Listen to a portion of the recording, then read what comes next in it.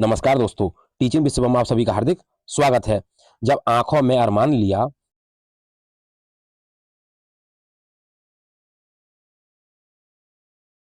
तो ठान लिया। आइए देखें ईवीएस पेडागोजी। ईवीएस पेडागोजी 2023 30 जबरदस्त प्रश्न। आइए देखें पहला क्वेश्चन क्या कहता है। पहले क्वेश्चन की बात करें, question number 1, Lucknow railway station और नई दिल्ली रेलवे स्टेशन के बीच की दूरी 504 किलोमीटर है। कोई रेलगाड़ी इस दूरी को 7 घंटे में तय करती है, तो इस रेलगाड़ी की मीटर प्रति सेकंड में औसत चाल क्या होगी। ऑप्शन ए 72 घंटे, ऑप्शन बी 40 घंटे, ऑप्शन सी 36 घंटे और ऑप्शन डी 20 घंटे। तो बताएं इस क्वेश्चन का करेक्ट आंसर क्या है। औसत चाल की बात करें, औसत चाल, औसत चाल, औसत चाल का जो फार्मूला होता है, औसत चाल, तो चाल का जो फार्मूला होता है वो होता है दूरी बटे समय। और दूरी बोले तो डी, और डी अपॉन टी, यानी कि डिस्टेंस अपॉन टी हो जाएगा। अब दूरी कितनी है, दूरी है 504 किलोमीटर, 504, और समय कितना, 7 घंटे। अब 7 से जब 504 को डिवाइड किया जाएगा तो 7 सत्तू सत्तू होता है 49, तो 7 सत्ते 49, एक बच्चा 7 दूनी होता है 14, आया 72। अब जो 72 जो आया भैया, 72 क्या आया, किलोमीटर, किलोमीटर प्रति घंटा आया। 72 किलोमीटर प्रति घंटा औसत चाल थी उसकी। लेकिन इस क्वेश्चन में जो पूछ रहा है वो पूछ रहा है मीटर प्रति सेकंड में चाल क्या होगी भैया। तो 72 को मीटर प्रति सेकंड में जब बदलें तो इसका एक फॉर्मूला है, वो है 5/18। 5/18 से इसमें क्या कर देते हैं भैया, गुणा कर देते हैं। अब 18 चौके होता है 72, 72 और 4 और 5 की जब मल्टीप्लाई होगी तो हो जाएगा भैया 20। तो ऑप्शन डी इस प्रश्न का करेक्ट आंसर हो जाएगा, 20 इस क्वेश्चन का आंसर है। नेक्स्ट देखें अगला क्वेश्चन क्या है। अगले क्वेश्चन की बात करें, नेक्स्ट, आपकी मित्र, क्वेश्चन नंबर 2, आपकी मित्र कमजोर दांत और हड्डियों के कारण अस्वस्थ रहती है। आपकी मित्र है जो कमजोर दांत है और हड्डियों के कारण क्या रहती है, अस्वस्थ रहती है। उनके उबरने के लिए निम्न में से कौन सा विकल्प सर्वोत्तम होगा। ऑप्शन ए चावल नींबू आंवला गुड़, ऑप्शन बी घी दाल रोटी चावल, ऑप्शन सी दूध सब्जियां पालक फल, ऑप्शन डी तेल अंडा चावल रोटी। तो बताएं इस क्वेश्चन का करेक्ट आंसर क्या है।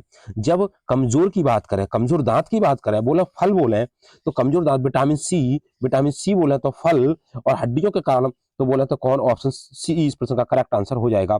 दूध सब्जियां पालक और फल, दूध सब्जियां पालक और फल, इनके उबरने के लिए विकल्प सर्वोत्तम होगा। ऑप्शन सी इस प्रश्न का करेक्ट आंसर है। नेक्स्ट देखा अगला क्वेश्चन क्या है। आर्यनाथ एक सपेरा है। अब आर्यनाथ एक सपेरा है, जब वह अपना वाद्य यंत्र बीन बजाता है तो सांप उसकी ध्वनि पर अपना सिर उधर उधर घुमाता है। सांप के वाद्य यंत्र बीन पर अनुक्रिया करने का कारण क्या होगा। ऑप्शन ए बीन की मधुर गंध, ऑप्शन बी सांप का अपने बाहरी कानों द्वारा बीन द्वारा उत्पन्न ध्वनि को सीधे ही सुन सकना, ऑप्शन सी सांप की आंखों द्वारा बीन की गति का अनुसरण न करना, और ऑप्शन डी बीन द्वारा उत्पन्न कंपनों का जमीन से होकर संचरण। तो बताएं इस क्वेश्चन का करेक्ट आंसर क्या है। बीन की मधुर गंध, ऐसा कुछ नहीं होता, उसमें गंध कोई सी नहीं निकलती है। तो ऑप्शन ए नहीं होगा भैया। सांप का अपने बाहरी कान नहीं होते सांप के भैया। सांप की आंखों द्वारा बीन की गति का, आंखों से बीन की गति से कोई लेना देना नहीं है, बल्कि सांप इधर उधर अपना सिर क्यों घुमाता है, जब बीन बजाया जाता है वो सांप इसलिए अपना सिर इधर उधर घुमाता है कि जमीन में जब कंपन होता है तो उस कंपन को सुन करके तो बीन द्वारा उत्पन्न कंपनों का जमीन से होकर संचरण। ऑप्शन डी इस प्रश्न का करेक्ट आंसर हो जाएगा, ऑप्शन डी। नेक्स्ट देखें अगला क्वेश्चन क्या है। अगला क्वेश्चन है, ग्रेगर मेंडल एक मंक मुनि थे जिन्होंने 28,000 मटर के पौधों के साथ 7 वर्ष तक मटके बगीचे में प्रयोग किए। उन्होंने ये पाया कि मटर के पौधे में कुछ ऐसे लक्षण हैं जो जोड़ियों में आते हैं। तो निम्नलिखित में से उसे छांटिए जिसे मेंडल ने अपने प्रयोगों में नहीं पाया था। तो मेंडल ने अपने प्रयोग में क्या क्या चीज नहीं पाई थी। ऑप्शन ए बीजों का हरा या पीला होना, ऑप्शन बी बीजों का खुरदरा या चिकना होना, ऑप्शन सी पौधों का लंबा या नाटा होना, और ऑप्शन डी अगली पीढ़ी के पौधों पौधों के बीजों का नया रंग जो पीले और हरे गुण से मिलकर बना है। तो इस क्वेश्चन की बात करें, बीजों का हरा या पीला होना ये उन्होंने पाया था। बीजों का खुरदरा या चिकना होना ये पाया था, झुर्रीदार भी थे। पौधों का लंबा या नाटा होना ये भी पाया गया था, लेकिन उनके प्रयोग में क्या नहीं पाया गया था? अगली पीढ़ी के पौधों के बीजों का नया रंग जो पीले और हरे गुण से मिलकर बना है। ऑप्शन डी इस प्रश्न का करेक्ट आंसर हो जाएगा क्वेश्चन नंबर 4 का। नेक्स्ट देखा अगला क्वेश्चन क्या है। अगला क्वेश्चन है क्वेश्चन नंबर 5। यदि आप भारत के मानचित्र पर कोई सरल रेखा खींचे जो भारत की राजधानी दिल्ली और भारत की राजधानी दिल्ली और दिल्ली की बात करें, ये है दिल्ली, भारत की राजधानी दिल्ली, और जब दिल्ली ये है तो दिल्ली दिल्ली, और पश्चिम बंगाल की राजधानी कोलकाता। तो पश्चिम बंगाल की राजधानी कहां पर है भैया? पश्चिम बंगाल की राजधानी है कोलकाता। अब पश्चिम बंगाल है इस साइड में, पूरब की साइड में। जब दिल्ली से इस साइड आएंगे तो देखें नई दिल्ली के सापेक्ष कोलकाता की दिशा क्या होगी? ऑप्शन ए दक्षिण पूर्व, ऑप्शन बी दक्षिण पश्चिम, ऑप्शन सी ठीक पूर्व, ऑप्शन डी उत्तर पूर्व। तो बताएं इस क्वेश्चन का करेक्ट आंसर क्या है। जब दिल्ली के सापेक्ष की बात करें तो दक्षिण की ओर आए, और दक्षिण की ओर आए तो पश्चिम बंगाल की राजधानी कोलकाता कहां पर? पूरब की ओर है, तो ये हो जाएगा दक्षिण पूरब। ऑप्शन ए इस प्रश्न का करेक्ट आंसर हो जाएगा। नेक्स्ट देखा अगला क्वेश्चन क्या है। अगला क्वेश्चन है क्वेश्चन नंबर 6। तीन खाद्य पदार्थों का वह समूह चुनिए जिनमें आयरन प्रचुर मात्रा में पाया जाता है। तो कौन कौन से तीन पदार्थ हैं जिसमें आयरन प्रचुर मात्रा में पाया जाता है? ऑप्शन ए आंवला सेब कद्दू, ऑप्शन बी सेब गुड़ खीरा, ऑप्शन सी आंवला पालक कद्दू, और ऑप्शन डी आंवला पालक गुड़। तो आयरन की अगर बात करें तो आयरन पाया जाता है चना, चना है, हरे पत्तेदार सब्जियां हैं, हरे पत्तेदार, हरे पत्तेदार सब्जियां, हरे पत्तेदार सब्जियां, इनमें प्रचुर मात्रा में आयरन पाया जाता है। और भैया किसमें पाया जाता है? तो आंवला पालक गुड़ में भी, आंवला पालक गुड़ चना हरे पत्तेदार सब्जियां, इनमें आयरन जो है वो प्रचुर मात्रा में पाया जाता है। तो ऑप्शन डी इस प्रश्न का करेक्ट आंसर हो जाएगा, आंवला पालक गुड़ चना हरे पत्तेदार सब्जियां। नेक्स्ट देखा अगला क्वेश्चन क्या है। अगले क्वेश्चन की बात करें, यदि कोई व्यक्ति मुंबई महाराष्ट्र से, यदि कोई व्यक्ति मुंबई महाराष्ट्र से चंडीगढ़ भारत का केंद्र शासित प्रदेश तक सबसे छोटे रेल मार्ग से होकर रेलगाड़ी द्वारा यात्रा करता है, तो कौन से राज्य से उसे गुजरना नहीं होगा? यदि ये कहना क्या चाह रहे हैं, यदि कोई व्यक्ति महाराष्ट्र से, कहां से? महाराष्ट्र से चंडीगढ़, यानी कि महाराष्ट्र से, अब महाराष्ट्र ये गुजरात के पास में महाराष्ट्र, तो महाराष्ट्र से और कहां जाना चाहता है? तो ये चंडीगढ़ जाना चाहता है ऊपर की साइड। जब चंडीगढ़ जाना चाहता है तो सबसे छोटे रेल मार्ग से होकर रेलगाड़ी द्वारा यात्रा करता है, तो वह कौन से राज्य से गुजरना नहीं पड़ेगा? Option A Haryana, option B Punjab, option C Rajasthan, option D Gujarat. तो बताएं इस क्वेश्चन का करेक्ट आंसर क्या? क्वेश्चन नंबर 7 का। तो क्वेश्चन नंबर 7 की बात करें तो देखो उसे हरियाणा से भी जाना पड़ेगा, राजस्थान से भी जाना पड़ेगा, गुजरात से भी जाना पड़ेगा, लेकिन कहां से भैया नहीं जाएगा? तो भैया वो पंजाब से होकर नहीं जाएगा, क्योंकि पंजाब है ऊपर, और पंजाब चंडीगढ़ से ऊपर है। जब चंडीगढ़ से ऊपर है तो पहले चंडीगढ़ पड़ेगा या पंजाब भैया? तो ये है चंडीगढ़, और ऊपर वाला क्या है भैया? पंजाब। तो जब चंडीगढ़ जाएंगे तो पंजाब का कोई लेना देना नहीं होगा। ऑप्शन बी इस प्रश्न का करेक्ट आंसर हो जाएगा। नेक्स्ट देखा अगला क्वेश्चन क्या है। कन्नौज एक जिला है जो समस्त भारत में इत्र के लिए प्रसिद्ध है। यह जिला किस राज्य का भाग है? ऑप्शन ए हरियाणा का, ऑप्शन बी उत्तराखंड का, ऑप्शन सी बिहार का, ऑप्शन डी उत्तर प्रदेश का। तो बताएं इस क्वेश्चन का करेक्ट आंसर क्या है। इस क्वेश्चन की बात करें तो जो कन्नौज का जो जिला है, कन्नौज एक जिला है जो कहाँ का भैया? भारत के अंदर। और भारत की बात करें तो किसके अंदर है? तो ये उत्तर प्रदेश के अंदर है। ऑप्शन डी इस प्रश्न का करेक्ट आंसर हो जाएगा। और मधुबनी पेंटिंग की बात करें, किसकी? मधुबनी पेंटिंग। और तो मधुबनी पेंटिंग ये कहाँ पर प्रसिद्ध है? तो मधुबनी पेंटिंग जो है वो बिहार की प्रसिद्ध है। कहाँ पर भैया मधुबनी पेंटिंग होती है? तो मधुबनी पेंटिंग जो है वो बिहार राज्य से संबंधित है। तो इस क्वेश्चन का जो करेक्ट आंसर हो जाएगा उत्तर प्रदेश हो जाएगा। नेक्स्ट देखा अगला क्वेश्चन क्या है। अगला क्वेश्चन है छऊ नृत्य किस राज्य के सामान्य लोगों का नृत्य लोक नृत्य है? तो छऊ कहाँ का लोक नृत्य है? Option A Uttar Pradesh, option B Assam, option C Chhattisgarh, और ऑप्शन डी मिजोरम। तो बताएं इस क्वेश्चन का करेक्ट आंसर क्या है।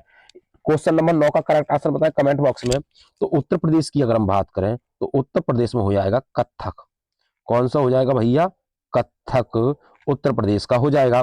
असम की बात करें तो असम की आई बहू, तो असम का हो जाएगा भैया बिहू।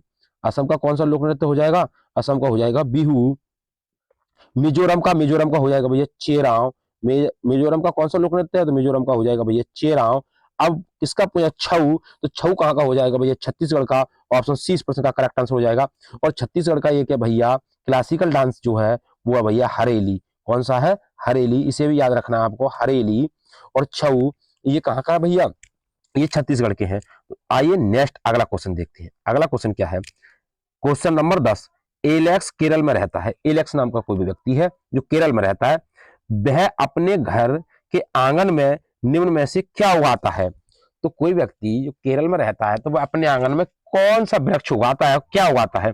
ऑप्शन ए नारियल एवं टेपियोका, ऑप्शन बी टेपियोका एवं सरसों, ऑप्शन सी नारियल एवं कमल और ऑप्शन डी सरसों एवं चावल। तो बताओ क्वेश्चन नंबर 10 का करेक्ट आंसर क्या है? तो कोई व्यक्ति जब केरल में रहता है तो केरल में क्या उगाया जाता है? तो केरल में नारियल एवं टेपियोका आंगन में उगाया जाता है। ऑप्शन ए इस प्रश्न का करेक्ट आंसर हो जाएगा। और केरल को कहते हैं मसालों का घर। मसालों का घर किसे कहा जाता है? तो केरल को मसालों का घर कहा जाता है। और केरल में जो त्योहार मनाया जाता है वो भैया ओणम त्योहार केरल में मनाया जाता है। नेक्स्ट अगला क्वेश्चन देखते हैं। अगला क्वेश्चन क्या है? अगला क्वेश्चन है हरप्रीत अपने परिवार के साथ पंजाब, बिहार एवं महाराष्ट्र की एक यात्रा पर गई थी। तो हरप्रीत अपने परिवार के साथ पंजाब, बिहार एवं महाराष्ट्र की यात्रा पर गई थी एवं उन राज्यों के कला कार्य को संग्रह किया। हरप्रीत के संग्रह को नीचे दिए गए विकल्पों से चुनिए। Option A Patachitra Kalamkari Madhubani, option B Phulkari Kalamkari Madhubani, option C Kalamkari Patachitra Warli, option D Phulkari Madhubani Warli. जरा ध्यान दें, इस क्वेश्चन का सही बिल्कुल करेक्ट आंसर बताएं, क्या करेक्ट आंसर होगा इसका? तो देखें क्वेश्चन नंबर 12 का करेक्ट आंसर क्या होगा। जरा पंजाब की बात करें तो पंजाब पहले नंबर पर पंजाब, दूसरे नंबर पर क्या है भैया? बिहार, और तीसरे नंबर पर क्या है? महाराष्ट्र। तीन राज्यों की बात की गई है, पंजाब, पंजाब और बिहार और महाराष्ट्र। अब जरा देखें, तीन तीन इसमें कलमकारी दी गई हैं, चित्रकला दी गई हैं। तो देखें, तो बिहार वाला तो हमें याद है, अभी हमने बताया था आपको कि बिहार में मधुबनी पेंटिंग प्रसिद्ध है। तो जरा देखें 2 नंबर पर मधुबनी पेंटिंग किस में है? 2 नंबर पर ऑप्शन ए में देखें तो इसमें भी नहीं है, तो ऑप्शन ए नहीं होगा भैया। ऑप्शन बी देखें, ऑप्शन बी में भी नहीं है, मधुबनी पेंटिंग तीसरे नंबर पर है। और तीसरे नंबर पर यहाँ पर क्या भैया? महाराष्ट्र है। ऑप्शन सी में तो है ही नहीं मधुबनी। अब बच्चा कौन भैया? जरा देखें मधुबनी कौन से नंबर पर है? दूसरे नंबर पर है। इसका मतलब ये हुआ कि फुलकारी कहां पर है? पंजाब की क्या है? पंजाब की कला है। और मधुबनी बिहार की कला है। और बरली है जो महाराष्ट्र की कला है। तो ऑप्शन डी इस प्रश्न का करेक्ट आंसर हो जाएगा। इस तरह से सी टेट में प्रश्नों को छांटने की कोशिश करें, ज्यादा माथापच्ची करने की कोई कोशिश ना करें। तो नेक्स्ट अगला क्वेश्चन देखें। अगला क्वेश्चन क्या है? अगला क्वेश्चन है कुड़ुक कहां के लोगों की बोलचाल की भाषा है? तो कुड़ुक कहां के लोग बोलते हैं बताएं? Option A Assam, option B Arunachal Pradesh, option C Mizoram, option D Jharkhand. तो कुड़ुक कहां के लोगों की बोलचाल की भाषा है? बताएं इस क्वेश्चन का करेक्ट आंसर क्या है? तो कुड़ुक की बात करें, कुड़ुक, तो कुड़ुक की जो भाषा जो है वो झारखंड की है। ऑप्शन डी इस प्रश्न का करेक्ट आंसर हो जाएगा। और कुड़ुक भाषा में जंगल को क्या कहते हैं? तो कुड़ुक भाषा में जंगल को भैया तोरांग कहते हैं। क्या कहते हैं? जंगल को तोरांग कहते हैं। किस भाषा में? कुड़ुक भाषा में जंगल को क्या कहा जाता है? तो कुड़ुक भाषा में जंगल को तोरांग कहते हैं। तो कुड़ुक कहां के लोगों की बोलचाल की भाषा है? तो ये झारखंड के लोगों की भाषा है। नेक्स्ट अगला क्वेश्चन। अगला क्वेश्चन है हमारे देश के नीचे दिए गए राज्यों में से किस में एल्युमिनियम की खान है? तो एल्युमिनियम की खान किस राज्य के अंदर है? Option A Orissa, option B Assam, option C Bihar, option D Paschim Bangal. तो बताएं इस क्वेश्चन का करेक्ट आंसर क्या है? अब कौन सा राज्य इसमें एल्युमिनियम की खान है? तो एल्युमिनियम की खान की बात करें तो वो उड़ीसा राज्य में है। ऑप्शन ए इस प्रश्न का करेक्ट आंसर हो जाएगा। नेक्स्ट देखा अगला क्वेश्चन क्या है। अगले क्वेश्चन की बात करें, क्वेश्चन नंबर 15। अपने खेतों से अधिक उपज प्राप्त करने के लिए कोई किसान उर्वरकों और पीड़कनाशियों का आधिक्य में उपयोग करके खेतों में बार बार धान की फसल उगा रहा है। उसका ये व्यवहार उसके खेतों की मृदा को क्या कर देगा? जब एक ही फसल को बार बार एक ही खेत में उगाया जाएगा तो मृदा क्या हो जाएगी, मृदा बेकार हो जाएगी, अनुपयुक्त हो जाएगी, अनुपयोगी हो जाएगी भैया। ऑप्शन ए देखें, केवल धान की फसलों के लिए उपयोगी बनाएगा। ऑप्शन बी, अन्य फसलों के लिए भी उपजाऊ बनाएगा। ऑप्शन सी, जुताई और बुवाई के लिए उपयुक्त बनाएगा। ऑप्शन डी, अंततः किसी भी फसल को उगाने के लिए अनुपयुक्त बनाएगा। बताएं क्वेश्चन नंबर 15 का करेक्ट आंसर क्या है। जब किसी भी मृदा के अंदर बार बार एक ही फसल को उगाया जाता है तो मृदा की जो उर्वरा शक्ति होती है वो कम हो जाती है और भूमि बंजर होने लगती है। तो केवल की बात करें तो ये भी नहीं होगा, अन्य फसलों के लिए उपयोगी बनाएगा। जब बार बार एक ही फसल को उगाएगा तो अन्य फसलों की तो कोई बात ही नहीं है। ऑप्शन बी भी नहीं होगा। जुताई और बुवाई के लिए उपयुक्त बनाएगा, जब फसल बार बार उगाई है तो जुताई का क्या मतलब। तो ऑप्शन सी भी नहीं होगा। अंततः किसी भी फसल को उगाने के लिए अनुपयुक्त यानी कि अनुपयोगी बनाएगा। ऑप्शन डी इस प्रश्न का करेक्ट आंसर हो जाएगा। नेक्स्ट देखा अगला क्वेश्चन क्या है। अगला क्वेश्चन है क्वेश्चन नंबर 17, विद्यार्थियों को जैव विविधता का अनुभव देने के लिए कौन सी युक्ति ठीक है। ऑप्शन ए, पक्षियों की प्रजाति संबंधित पुस्तकें व लेख पढ़ने के लिए देना। ऑप्शन बी, प्रवासी पक्षियों के बारे में विभिन्न लघु चलचित्र दिखाना। ऑप्शन सी, पक्षी अभ्यारण्य में अवलोकन के लिए ले जाना। ऑप्शन डी, विलुप्त पक्षियों पर विभिन्न वार्ता व भाषण देना। बताएं इस क्वेश्चन का करेक्ट आंसर क्या है, कमेंट बॉक्स में आंसर दीजिए क्वेश्चन नंबर 17 का। तो अगर विद्यार्थियों को जैव विविधता का अनुभव दिखाना है, ठीक अनुभव जैव विविधता का, तो विद्यार्थियों को क्या करा जाए। तो उनके लिए जब उनके लिए जैव विविधता की बात बताई जाए तो पक्षियों की प्रजाति संबंधित पुस्तकें लेख, तो पुस्तकों से तो उसके लिए ज्यादा अनुभव प्राप्त नहीं होगा। अनुभव प्राप्त जब होता है जब बच्चे के लिए खुद खुद स्वयं अवलोकन कराया जाता है। तो ऑप्शन सी इस प्रश्न का करेक्ट आंसर हो जाएगा, पक्षी अभ्यारण्य में अवलोकन के लिए ले जाना। ऑप्शन सी इस प्रश्न का करेक्ट आंसर है। नेक्स्ट अगला क्वेश्चन देखा, अगला क्वेश्चन क्या है। अगला क्वेश्चन है क्वेश्चन नंबर 18, ईवीएस पाठ्य पुस्तकों के अलावा ईवीएस सिखाने के लिए निम्न में से कौन सा एक अच्छा संसाधन हो सकता है। तो ईवीएस सिखाने के लिए पाठ्य पुस्तकों के अलावा और क्या अच्छा संसाधन हो सकता है। ऑप्शन ए, क्षेत्र भ्रमण। Option B, radio. Option C, Wikipedia. Option D, विश्वकोश। तो बताएं क्वेश्चन नंबर 18 का करेक्ट आंसर क्या है। जब ईवीएस की बात करें जब ईवीएस की बात करें तो बच्चे के अंदर ईवीएस कब अच्छा संसाधन माना जाएगा, जब बच्चों को क्षेत्र भ्रमण पर ले जाया जाए। ऑप्शन ए इस प्रश्न का करेक्ट आंसर हो जाएगा। तो इस क्वेश्चन का करेक्ट आंसर है ऑप्शन ए। नेक्स्ट अगला क्वेश्चन देखें, अगला क्वेश्चन क्या है। क्वेश्चन नंबर 19, कक्षा 4 के अध्यापक अयान एक संग्रहालय की यात्रा का आयोजन करते हैं। इस क्षेत्र भ्रमण से कौन से प्रक्रियात्मक कौशलों को प्रोत्साहन मिलेगा। ऑप्शन ए, वर्गीकरण एवं प्रयोग करना। ऑप्शन बी, संप्रेषण एवं चरों की पहचान करना। ऑप्शन सी, अवलोकन तथा मॉडलों का निर्माण करना। ऑप्शन डी, नक्शा बनाना एवं मापन करना। तो बताएं, जब संग्रहालय की यात्रा का आयोजन करते हैं तो क्षेत्र भ्रमण से कौन से कौशल विकसित होंगे बच्चे के। तो बताएं इस क्वेश्चन का करेक्ट आंसर क्या है, कमेंट बॉक्स में आंसर दीजिए। तो भैया ऑप्शन सी इस प्रश्न का करेक्ट आंसर हो जाएगा, अवलोकन तथा मॉडलों का निर्माण करना। ऑप्शन सी इस प्रश्न का करेक्ट आंसर है। नेक्स्ट देखा अगला क्वेश्चन क्या है। अगला क्वेश्चन है क्वेश्चन नंबर 20, शीला ने कक्षा 3 के विद्यार्थियों को पढ़ाने के लिए उप प्रकरण पशु लिया। तो शीला ने कक्षा 3 के विद्यार्थियों को पढ़ाने के लिए उप प्रकरण पशु लिया। निम्न में से कौन से प्रकरण उनके अधिगम के विस्तार के लिए लाभदायी होंगे। ऑप्शन ए, किसी कविता से स्थानीय पशुओं के नामों का उच्चारण करना। ऑप्शन बी, प्राणी उद्यान के पशुओं तथा स्थानीय पशुओं के चित्रों को देखना।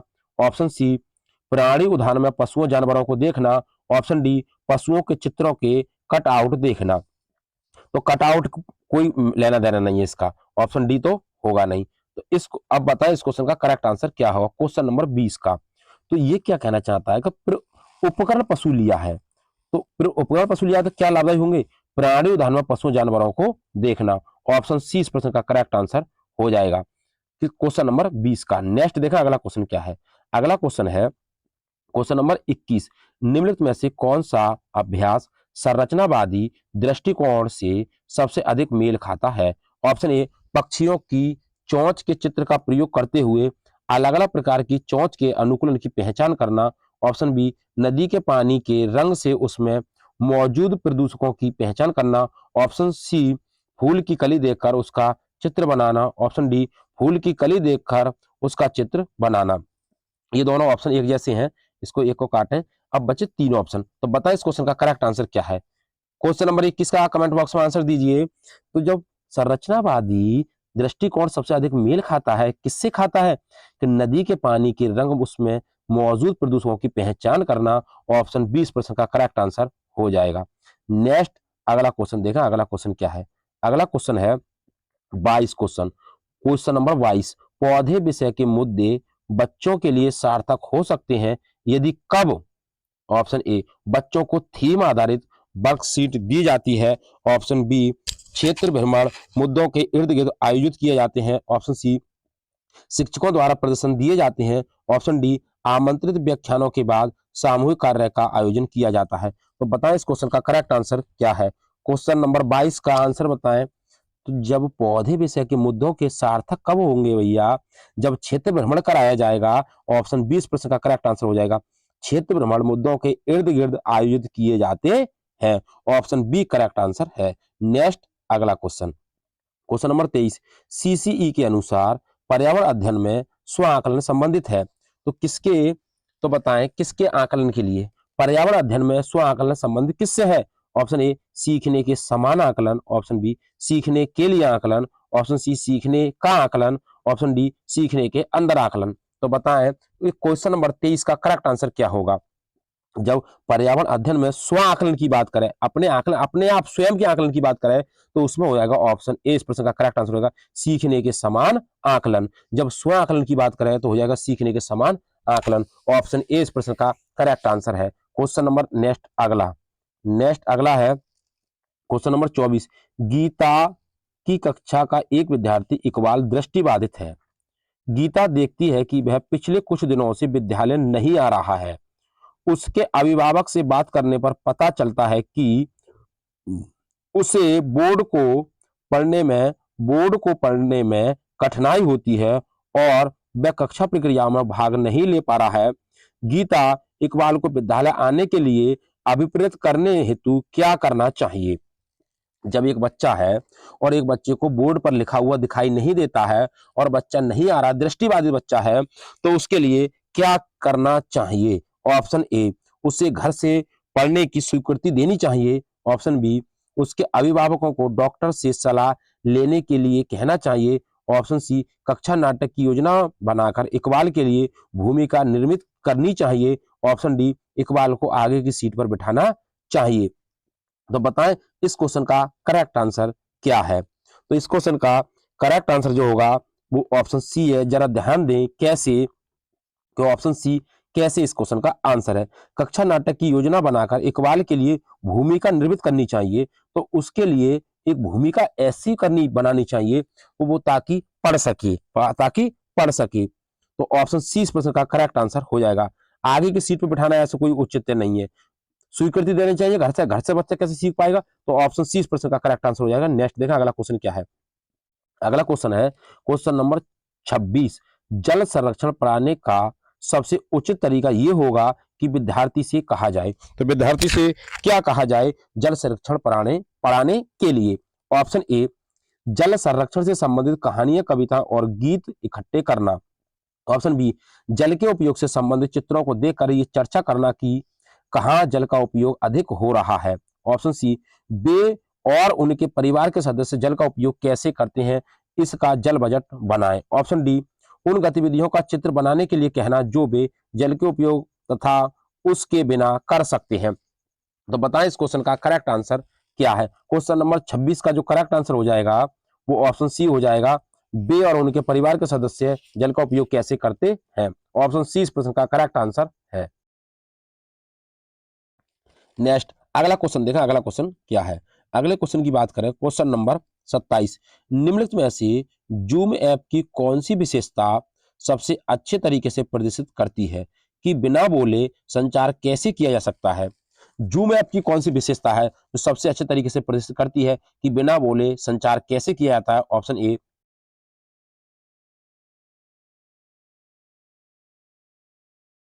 Backout rooms. Option D, virtual background. तो बताएं इस क्वेश्चन का करेक्ट आंसर क्या है। जब जूम ऐप की बात होती है तो क्वेश्चन नंबर 27 का करेक्ट आंसर है तो चैट में जी आई एफ ऑप्शन ए इस प्रश्न का करेक्ट आंसर है। नेक्स्ट देखा अगला क्वेश्चन क्या है। अगला क्वेश्चन है क्वेश्चन नंबर 28। विभिन्न प्रकार के कच्चे माल पर एक पार्ट के संबंध में निम्न में से कौन सा प्रमाणिक कार्य होगा। कच्चे माल पर एक पार्ट के संबंध में निम्न में से कौन सा प्रामाणिक कार्य होगा। ऑप्शन ए विद्यार्थियों को भूमि का निर्वहन के माध्यम से धान की कटाई और बाजारों में लाए जाने को दर्शाने को कहना। ऑप्शन बी विद्यार्थियों को विद्यालय के भवन में चारों तरफ चक्कर लगाने को कहना और पहचानना कि विभिन्न वस्तुओं में क्या क्या कच्चे माल का प्रयोग किया गया है। ऑप्शन सी विद्यार्थियों को उनकी मेज के लिए अपनी पसंद के कच्चे माल से एक पेंसिल स्टैंड बनाने को कहना। ऑप्शन डी विद्यार्थियों को एक पुराने पुराने सूती कपड़े पर बेफिक्र रंग से दोबारा पेंट करके अपने घर के लिए मेज पोस्ट बनाने को कहना। तो बताएं इस क्वेश्चन का करेक्ट आंसर क्या है। कच्चे माल पर एक पार्ट के संबंध में निम्न में से कौन सा प्रमाणिक कार्य होगा। तो कमेंट बॉक्स में आंसर दीजिए क्वेश्चन नंबर 28 का। तो उनके लिए क्या दिया जाए, विद्यार्थियों को उनकी मेज के लिए अपनी पसंद के कच्चे माल से एक पेंसिल स्टैंड बनाने को कहना, ताकि बच्चा क्या करे, ताकि बच्चा या अपने आप करेगा, बच्चा किसके लिए, अपने स्वयं करेगा तो बच्चा ज्यादा क्रिएटिव होगा। ऑप्शन सी इस प्रश्न का करेक्ट आंसर हो जाएगा। नेक्स्ट अगला क्वेश्चन है क्वेश्चन नंबर 29। एक शिक्षक कक्षा में दो गमलों में लगे पौधे लाती है। एक शिक्षक कक्षा में दो गमलों में लगे पौधे लाती है, उनमें एक गुलाब का है, दूसरा अदरक का है। इन पौधों का प्रयोग करके निम्न में से कौन सा विषय प्रस्तुत नहीं किया जा सकता। ऑप्शन ए पौधों में अनुकूलन, ऑप्शन बी पौधों में अनुकूलन, ऑप्शन सी ये दोनों ऑप्शन एक जैसे हैं, ऑप्शन सी फूल के भाग, ऑप्शन डी पौधों में बीजों का स्थानांतरण। तो बताएं क्वेश्चन नंबर 29 का करेक्ट आंसर क्या होगा। क्वेश्चन नंबर 29 की बात करें तो जब एक गुलाब का है और एक अदरक का है तो पौधों में बीजों का स्थानांतरण होगा, स्थानांतरण नहीं होगा। तो इस नहीं की जब बात कर रहा है, पौधों में अनुकूलन होगा, फूल के भाग होंगे, लेकिन पौधों में बीजों का स्थानांतरण नहीं होगा। ऑप्शन डी इस प्रश्न का करेक्ट आंसर है। नेक्स्ट अगले क्वेश्चन की बात करें क्वेश्चन नंबर 30। एक ईवीएस शिक्षिका एक चर्चा के दौरान बताती है कि राजस्थान के गांवों के लोग स्थानीय रूप से उपलब्ध सामग्री से अपना घर बनाते हैं, जबकि मुंबई जैसे शहरों में लोग सीमेंट, ईंट, कांच और टाइल जैसी सामग्री खरीद कर घर बनाते हैं। इस चर्चा के आकलन के लिए सीखने का प्रतिफल है। ऑप्शन ए अवलोकन और रिकॉर्डिंग, ऑप्शन बी विश्लेषण, ऑप्शन सी प्रयोग, ऑप्शन डी तुलना करना और विश्लेषण करना। तो बताएं इस क्वेश्चन का करेक्ट आंसर क्या होगा। जब हम इस क्वेश्चन की बात करें तो जब राजस्थान की बात आ रही है तो राजस्थान और कहा कि भैया राजस्थान के बाद कौन सा हमारा मुंबई, इन दोनों शहरों में क्या हो रहा है, तुलना हो रही है, इनका विश्लेषण हो रहा है। तो ऑप्शन डी इस प्रश्न का करेक्ट आंसर हो जाएगा, तुलना करना और विश्लेषण करना, क्योंकि वहां पर कच्चे मकान और वहां पर पक्के मकान, तो इन पर तुलना की जा रही है, तो तुलना करना और विश्लेषण करना। तो इस क्वेश्चन का डी ऑप्शन करेक्ट है। नेक्स्ट अगला क्वेश्चन, मलयालम में माँ की बड़ी बहन को क्या कहा जाता है। ऑप्शन ए बलियम्मा, ऑप्शन बी अमुम्मा, ऑप्शन सी थम्मा। तो बताएं मलयालम भाषा में माँ की बड़ी बहन को क्या कहा जाता है। तो मलयालम भाषा में माँ की बड़ी बहन को बलियम्मा कहा जाता है। ऑप्शन ए इस प्रश्न का करेक्ट आंसर है। नेक्स्ट अगला क्वेश्चन है निम्न में से कौन सा मिजोरम का सबसे प्राचीन नृत्य है। तो मिजोरम का सबसे प्राचीन नृत्य बताएं, इस क्वेश्चन का करेक्ट आंसर क्या होगा।